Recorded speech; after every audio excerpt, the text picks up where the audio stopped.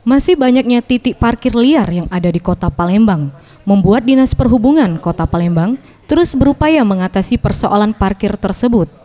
Salah satunya dengan membentuk tim gabungan yang terdiri dari Dinas Perhubungan, TNI, Polri, dan Satpol PP.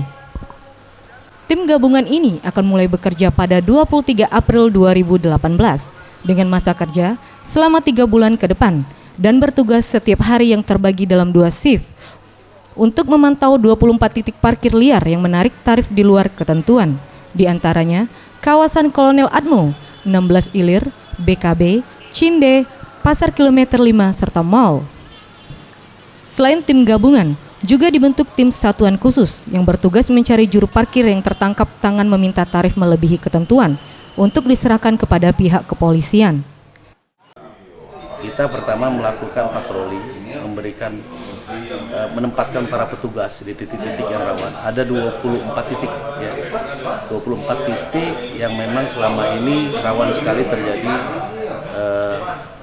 pungutan liar tersebut, yang sampai 5.000, 10.000. Dishub Palembang juga telah menyiapkan pos pelaporan masyarakat yang berada di bawah jembatan Ampera untuk menerima aduan masyarakat yang merasa dirugikan dengan tarif parkir yang melebihi ketentuan.